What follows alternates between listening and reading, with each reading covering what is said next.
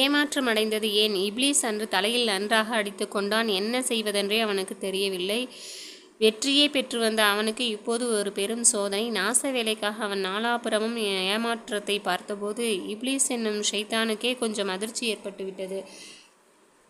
ஏன் ஏமாற்றத்தோடு வந்திருக்கிறீர்கள் என கேட்டான்.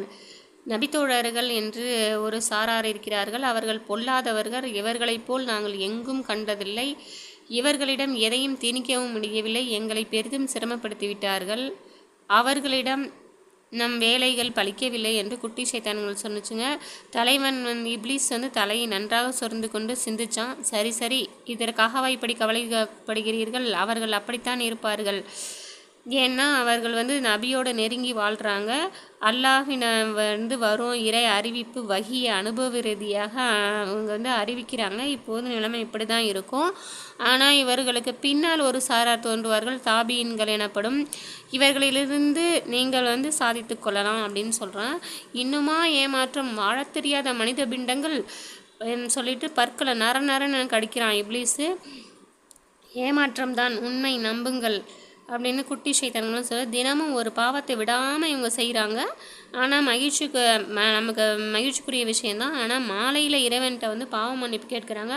அவர்கள் செய்த பாவங்களையெல்லாம் அல்லாஹ் நன்மைகளாக மாற்றிடலாம் அப்படின்னு சொல்லுதுங்க.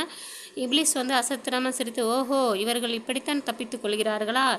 சரி, இவங்களையும் விட்டுருங்க. ஏன்னா அதிக நம்பிக்கை உண்டு இவர்களுக்கு செயல்பாடு முறைகளில். பெருமானாரை பின்பற்றுறாங்க இவங்க அப்படின்னு சொல்கிறான்.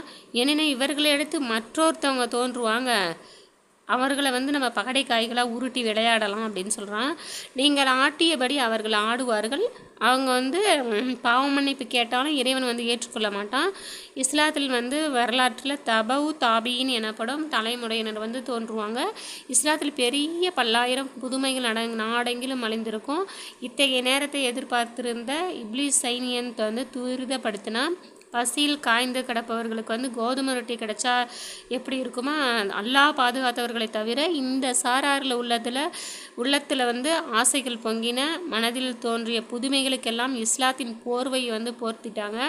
இத்தகைய புதுமைகளெல்லாம் அவர்கள் மார்க்கப்பற்று என்ன சொல்கிறாங்க, தாம் செய்த தவறுகளை எல்லாம் பாவ மன்னிப்பும் கேட்கறதில்ல. அவர்கள் மீது பகைவர்கள் இப்லீஸ் படையெடுத்தார்கள். தாங்கள் இஷ்டப்படி ஆட்டி படைக்கிறார்கள், இனியும் ஆட்டி படைப்பார்கள். எனவே நாம் இன்று சிந்திப்போம், அமல்களை விடாமல் செய்து இப்போது இப்லீஸை கண்ணீர் வடிக்கச் செய்வோம் இன்ஷா அல்லாஹ். ஆதாரம் இஹ்யா உலூமுத்தீன்.